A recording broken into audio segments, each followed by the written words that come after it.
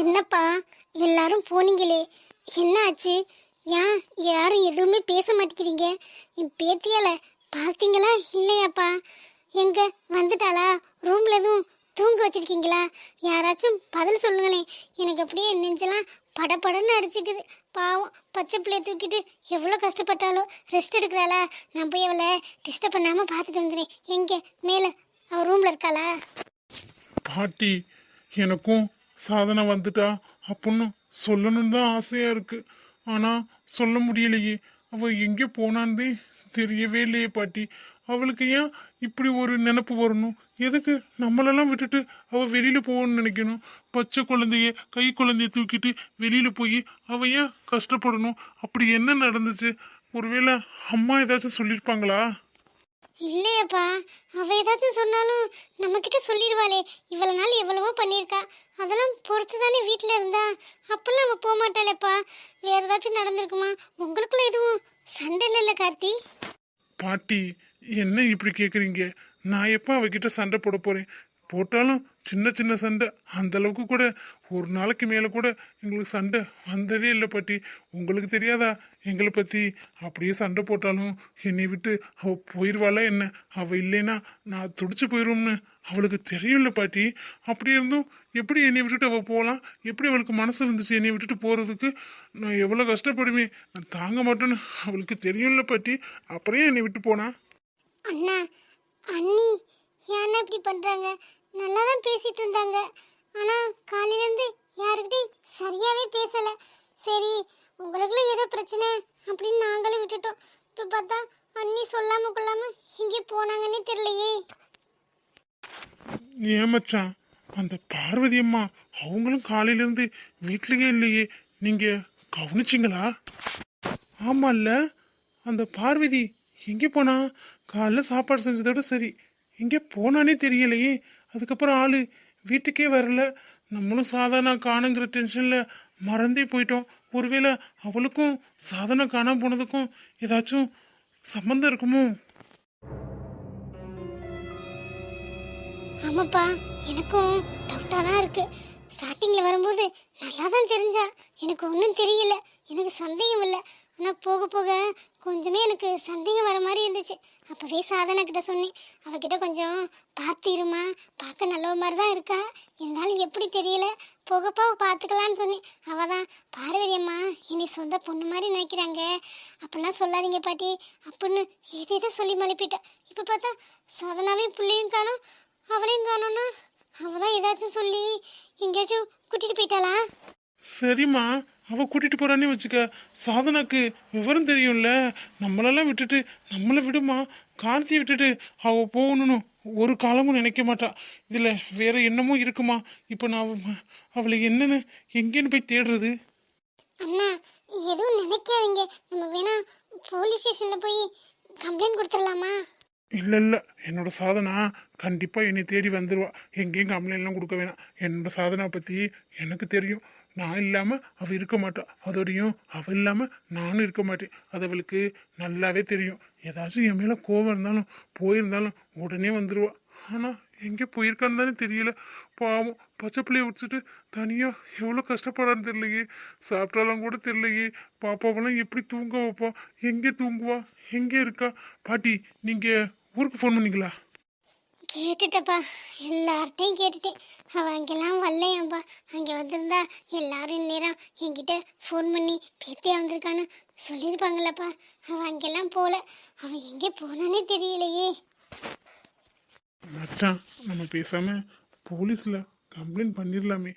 இல்லை ராகுல், என்னோட சாதனை பற்றி எனக்கு நல்லா தெரியும். அவள் பாருங்க, நாளைக்கு என்னை தேடி வந்து காத்தி சாப்பிட்டீங்களா, எனக்காக ஃபீல் பண்ணீங்களா அப்படின்னு கேட்டு கொஞ்சுவா. அதெல்லாம் நீங்கள் பார்க்க தான் போகிறீங்க. சும்மா போலீஸில் போய் கம்ப்ளைண்ட் கொடுக்கலாம், அது கொடுக்கலான்னு நீங்கள் சும்மா ஏதாச்சும் போட்டு சொல்லிக்கிட்டு இருக்காதீங்க, சரியா? நான் அப்போ போய் தூங்குறேன். சாதனை நாளைக்கு வந்தா நான் அப்படி அழுமூஞ்சியாக இருக்கிறத பார்த்தா என்ன நினைப்பா? எங்கேயாச்சும் ஃப்ரெண்டு வீட்டில் தான் போய் இருப்பா. என்னை விட்டுடலாம் அவள் போக மாட்டேன், எனக்கு தெரியாது. நல்லா எல்லாரும் அழுமூஞ்சியாக இருக்காங்களே, பார்க்குறக்கு நல்லா தான் இருக்குது. நம்மளை காணோம்னா இப்படிலாம் பதற மாட்டாங்க போலயே. அவன் மேலே எல்லாருக்கும் ஒரு தனி பாசம்தான். எல்லாரையும் நல்லா மயக்கி வச்சிருக்கா. அழுங்கடி அழுங்க, என்னை எவ்வளோ கஷ்டப்படுத்திருக்கீங்க, இப்போ அழுங்க. ஏண்டி மருமகளே, எல்லாரும் இங்கே பேத்தியை காணோன்னு அழுதுகிட்டு இருக்கோம். நீ மட்டும் எப்படி எப்போ மாதிரியே குத்துக்கல் மாதிரியே இருக்க? ஏன்னா உனக்கு சந்தோஷமா இருக்கும்ல? என்னங்கத்த பண்ண சொல்கிறீங்க? அவள் போனால் போய் தொலையட்டும், அதுக்கு நான் என்ன பண்ணுறது? அதுக்காக நான் என்ன அழுதுகிட்டே இருக்க முடியுமா? எனக்கு அவன் மேலே பாசம்லாம் இல்லை. இப்படி தானே எல்லாரையும் என்னை திட்டிருப்பீங்க. வீட்டை விட்டு கூட வெளியில் அனுப்பிச்சிட்டு சந்தோஷமாக தானே இருக்கீங்க. இப்போ என்ன? அதுவும் யாரும் அனுப்ப கூட இல்லை, அவளாக தானே பிரியப்பட்டு போயிருக்கா. உங்களையெல்லாம் பிடிக்காம அப்புறம் இதுக்கு நீங்கள் ஃபீல் பண்ணிக்கிட்டு இருக்கீங்க? போங்க, போய் சாப்பிட்டு படுங்க. நீங்கள் சாப்பிட மாட்டீங்க, போய் தூங்குங்க போங்க. நான் பிரியாணி வேறு ஆர்டர் போட்டிருக்கேன், வந்துருக்கும் நேரம். அம்மா, என்னம்மா பேசிக்கிட்டு இருக்க? நாங்கெல்லாம் அண்ணியும் காணோம் குழந்தையும் காணோம் பதறி போயிருக்கோம். அண்ணி மேலே தான் உனக்கு பாசம் இல்லை விடு. குழந்தை மேலே நேற்று பிறந்து பச்சை குழந்தை உன்னை என்னம்மா பண்ணுச்சு? உன்னோட வாரிசு தானே, அது எப்படிம்மா உனக்கு மனசு வருது எங்கிட்ட தொலையட்டுன்னு விடுறதுக்கு? நாளைக்கு நானே இப்படி போனாலும் இப்படி தானேம்மா இருப்பேன். இங்கே பாருடி, நீயும் அவளும் ஒன்று கிடையாது. நீ என் வயிற்றுல பிறந்த குழந்தை, நீயும் அவளும் ஒன்றாயிர முடியுமா? அவள் கிடக்குறா, அவள் வயிற்றுல பிறந்த குழந்தை தானே, அவளுக்கு சேர வேண்டியதெல்லாம் அதானே அனுபவிக்கட்டும், நல்லா கஷ்டப்படட்டும். அம்மா, இதுக்கு மேலே ஒரு வார்த்தை பேசுனீங்க, அப்புறம் நான் அம்மான்னு கூட பார்க்க மாட்டேன். அம்மாவை அடிக்கக்கூடாதுன்னு பார்க்குறேன், அவ்வளோதான் சொல்லிட்டேன். சாதனா நாளைக்கு வந்துடுவா, எனக்கு நல்லா தெரியும். யாரும் அவளை பற்றி பேச வேணாம். உனக்குலாம் கொஞ்சம் கூட மனசாட்சி இல்லைம்மா. ஆனால் இப்போ சொல்கிறேன் கேட்டுக்க. நீனா என்னென்னு முடியாமல் கிடந்தாலும் நானும் உன்னை துள்ளி கூட பார்க்க மாட்டேன். பார்க்க போகிறது அண்ணி தான். ஆனால் உங்களை எவ்வளோ கஷ்டப்படுத்துகிறேன். அவங்க மனசுக்கு உன்னை பார்க்காமலாம் இருக்க மாட்டாங்க, கண்டிப்பாக பார்ப்பாங்க. ஆனால் நீ சாதாரணமாலாம் சாக மாட்டேன், ரொம்ப கஷ்டப்பட்டு தான் சாவேன். நீ வேணா பாரு. என்னடி உன்னை பெத்தவடினா என்னைய பார்த்து இப்படி சொல்கிற? எனக்கு முடியலைன்னா நீ தான் பார்க்கணும். ஒன்னெல்லாம் என்னால் பார்க்க முடியாது, நான் இப்போவே சொல்லிட்டேன். இழுத்துட்டு கிடந்தேன்னா எங்கிட்டாச்சும் போயிரு. நானும் பார்க்க மாட்டேன். அண்ணி பார்த்தாலும் அவங்கள நான் பார்க்கவே விட மாட்டேன். பார்க்குறேன் நீ எப்படி இருக்கேன்னு. இத்தனை வருஷம் உன் கூட வாழ்ந்து 2 பிள்ளைய பெத்தனே, எனக்கு அருவருப்பாக இருக்குடி உன்னை பார்த்தா. இவ்வளோ பெரிய கொடூரியாடி நீ, இவ்வளோ பெரிய குடும்பக்காரியாக இருப்பேன்னு நான் நினச்சி கூட பார்க்கல. இந்த அளவுக்குலாம் நீ பண்ண மாட்ட. ஏதோ கோபம் வெறுப்பு அப்படின்னு தான் நினச்சேன். இப்போ தானே தெரியுது இது எவ்வளோ பெரிய வெறுப்பாக இருக்குன்னு. நீனா ஒரு பொம்பளை. அத்தை, இதை உங்ககிட்ட இருந்து நான் எதிர்பார்க்கவே இல்லை. ஏய் போடாங்கிட்டு, இவனே யார் இல்லாத அனாதை பையன் வந்துட்டேன். இப்போ தான் எனக்கு அட்வைஸ் பண்ணிக்கிட்டு, இது என் வீடு, எனக்கு தெரியும், போ வேலையை பார்த்துட்டு. எனக்கு தான் இப்படி ஆடுறேன்னு தெரியலடி. பேத்தி மட்டும் நாளைக்கு வரட்டும். இல்லை ஒன்னால தான் அவளுக்கு ஏதாச்சும் ஆச்சுன்னு தெரிஞ்சிச்சு, அப்புறம் நீ இந்த வீட்டில் இருக்கவே முடியாது. கார்த்தி சொன்ன மாதிரி உன்னை அடிக்கக்கூடாதுன்னு பார்க்குறேன். இல்லை தலைமுடி பிடிச்சி இழுத்து தார்த்தான்னு இழுத்து வெளியில் கூட தள்ளிடுவேன் பார்த்துக்க. என்ன ஆளாளுக்கு அட்வைஸ் பண்ணிட்டு போகிறாங்க? நான் என்ன பண்ணேன்? நானும் அவளை அடித்து வெளில அனுப்புனேன், அவளாக போயிட்டா. அதுக்கு நான் என்ன பண்ணுறது? கார்த்தியோட உயிருக்கு ஆபத்துன்னு தெரிஞ்சு அவன் வீட்டில் இருப்பாளா? போன வரைக்கும் சந்தோஷம். இவங்கெல்லாம் பேசுகிறத கேட்டால் சரிப்பட்டு வருமா? பிரியாணி வேறு வந்துடும், போய் வாங்கந்து நல்லா சாப்பிட்டு தூங்க வேண்டியதான். மீரா, என்னாச்சு இந்த டயத்தில் வந்திருக்க? யாருக்கும் அத்தைக்கு மாமாக்கு எதுவும் உடம்பு கிடம்பு சரியில்லையா? என்னாச்சு? ஒன்றும் இல்லை அசோக் மாமா, உங்களை பார்க்கணும் போல இருந்துச்சு, அதான் வந்தேன். ஏன் நான் உங்களை பார்க்க வரக்கூடாதா? இது என்ன மீரா கேள்வி? என்னைய பார்க்க வரலாம், நீ கூப்பிட்டுருந்தா நானே வந்திருப்பல்ல. இந்த டயத்தில் எதுக்கு நீ வர?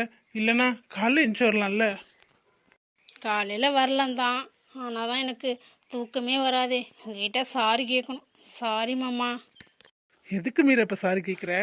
உங்களை ரொம்ப கஷ்டப்படுத்திட்டேன். எதுவுமே தெரியாமல், உண்மை எதுவும் தெரியாமல், நம்ம ஒன்று லவ் பண்ணது தெரியாமல் எல்லாமே கஷ்டப்படுத்திட்டல.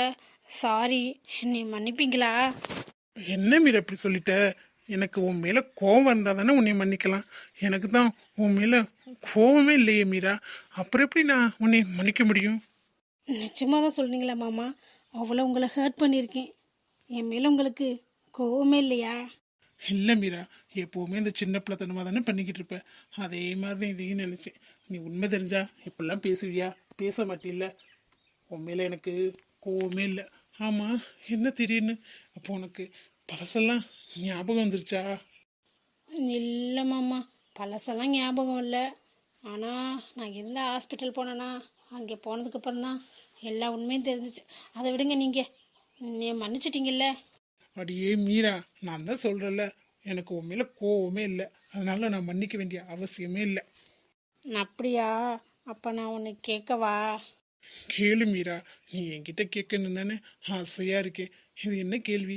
என்கிட்ட கேட்காம வேற யார்கிட்ட கேட்ப? நிஜமாலுமே நான் கேட்கவா? மீரா, அப்படி நீ என்னதான் கேட்க போற? எனக்கே அவ்வளோ ஆர்வமாக இருக்கு, கேளுவேமா. இல்லை, நான் கேட்டு நீங்கள் வேணாம் முடியாதுன்னு சொல்லிட்டீங்கன்னா இந்த சின்னோண்டு மனசு ரொம்ப கஷ்டப்படும்ல. என்னோட மீரா குட்டி கேட்டு இல்லைன்னு சொல்லிடுவேன் நானா? என் மனசாட்சியே என்னை கொன்றாது. சரி மாமா, நம்ம கல்யாணம் பண்ணிக்கலாமா? அடியே, இது என்னடி கேள்வி? இதுக்கு போய் நான் வேணான்னு சொல்லுவேனா? உன்னை பக்கத்துலேயே வச்சு தாங்கணும்னு நினச்சிக்கிட்டு இருக்கேன். அதுக்கு நீனா சிக்னல் கொடுக்குற. அதை எப்படி மீறா நான் வேணான்னு சொல்லுவேன்? இப்போவே பண்ணிக்கலாமா? இப்போ இல்லை மாமா, அப்பாக்கிட்டே அம்மாக்கிட்டே பேசுங்க, அதுக்கப்புறம் பண்ணிக்கலாம். தேங்க்ஸ் மாமா, லவ் யூ. என்ன மீதா சொன்னப்ப மறுபடியும் ஒரு தடவை சொல்லேன். நான் என்ன சொன்னேன் இப்போ? தேங்க்ஸ்ன்னு சொன்னேன். இல்லை மீரா, தேங்க்ஸ்க்கு அப்புறம் என்னமோ சொன்னியே. தேங்க்ஸ் மாமான்னு சொன்னேன். அடியே, என்னை படுத்தாதடி, ஒழுங்கா இன்னும் ஒரு 7 தடவை சொல்றீ. ஆசு தோசு அப்பளை வடை அதெல்லாம் ஒரு தடவை தான், எப்பாச்சும் தோணும் போது. அரிய வகை பூன்னு சொல்லுவாங்கள்ல, அது மாதிரி அரிய வகை வேர்டு அதெல்லாம் இனி வராது. நான் சொல்லும் போதே நீங்கள் கேட்சப் பண்ணியிருக்கணும். நீங்கள் விட்டால் அதுக்கு நான் பொறுப்பு இல்லை. அடியே, வர வர ரொம்ப தாண்டி பண்ணுறானா நீ? ஆமாம், இவ்வளோ நாள் உங்களை ரொம்ப கஷ்டப்படுத்தியிருக்கல்ல, அதுக்கு தான் இது பனிஷ்மெண்ட். பனிஷ்மெண்ட் நான் தானே தரணும்? இங்கே எல்லாமே ஆப்போசிட் தான் மாம்ஸு. பனிஷ்மெண்ட் நான் தான் கொடுப்பேன், ஓகேவா? எல்லாம் என் நேரண்டி, கிறகம் படுத்துகிற பாடு. சரி மாமா, டைம் ஆச்சு, வீட்டில் அம்மா தேடுவாங்க. அவங்கக்கிட்ட சொல்லாமல் வந்துட்டேன். நான் கிளம்பவா? நாளைக்கு பார்க்கலாம். அதான் உனக்கு எல்லாமே தெரிஞ்சிருச்சுல, நைட்டு இங்கே இருந்தா என்ன, ஒன்னாவே தூங்கிக்கலாம். அதெல்லாம் சரிப்பட்டு வராது, நான் கிளம்புறேன். இப்படியே இருந்தேன் அவ்வளோதான். ரொம்ப தண்டி பண்ணுற. ஆமாம், அப்படி தான் பண்ணுவேன். வர வர உனக்கு வாய் அதிகமாயிடுச்சு, கொஞ்சம் கேப் ஆயிடுச்சுல, அதான். ஆமாம். இருடி, எத்தனை நாளைக்குன்னு பார்க்குறேன். கல்யாணம் ஆனதுக்கப்புறம் அப்புறம் இருக்கு உனக்கு கச்சேரி. சரி மாமா, நான் அதுக்காக வெயிட்டிங். பார்க்கலாம், நான் வரேன். அப்புறம் தூங்கும் போதும் என்னை நினச்சிட்டே தூங்கணும், சரியா? ஆமாம், எங்களுக்கு நினைக்கிறதுக்கு ஆளே இல்லை, உங்களை நினைக்கிறாங்க. நினைக்கல, கனவுலே வந்து மிதிப்பேன். என்ன அழுது எமோஷனல் ட்ராமாலாம் நடந்துச்சு, இப்போ எல்லாரும் போய் கப்பிச்சுப்புன்னு தூங்கிட்டாங்களா? இருக்கட்டும் இருக்கட்டும். இருந்தாலும் இந்த ராகுலும் ஸ்வேதாவும் மறுபடியும் ஒன்று சேர்ந்துட்டாங்க போலயே. இவங்க 2 பேருக்கு இது பத்தாது. இன்னும் பல்லமா ஒரு யோசனை இருக்கு, அதை எக்ஸிக்யூட் பண்ணா 2 பேரும் அதுக்கப்புறம் பேசிக்க கூட மாட்டாங்க. ராகுல் தான் ஸ்வேதா பின்னாடி கெஞ்சிக்கிட்டே இருக்கணும். ஆனால் ஸ்வேதா ராகுலை கண்டுக்கவே மாட்டான். நாளைக்கு அந்த பிளானை எக்ஸிக்யூட் பண்ணுறேன். அதுக்கப்புறம் எப்படி சந்தோஷமா இருக்கீங்கன்னு பார்ப்போம். ஏற்கனவே இந்த குடும்பத்தில் சந்தோஷம் போச்சு, நம்மளும் நம்மளால முடிஞ்சதை பண்ணி விட்டு போயிடுவோம். அப்புறம் ஆளுக்கு ஒரு மூலையில் உட்காந்து கதறட்டும். நம்ம பேமெண்ட்டை வாங்கிட்டு அதுக்கப்புறம் கொஞ்ச நாள் கழிச்சு ராகுலை கரெக்ட் பண்ணி கல்யாணம் ஆகி செட்டில் ஆக வேண்டியதான். வாடா, நம்ம வந்த வேலை இவ்வளோ சீக்கிரத்தில் முடிஞ்சிருச்சு. யாரு இந்த பூஜாவா கொக்கா? நான் நினச்சா நடக்காமல் விட்டுருவேனா? நடத்தி காட்டிடுவில்ல. கொஞ்சம் சின்ன சின்னமாக பண்ணால் இவங்க பிரிய மாட்டாங்க, மொத்தமாக பிரிகிற மாதிரி ஆக்டிங்கை போட்டுற வேண்டியதான்.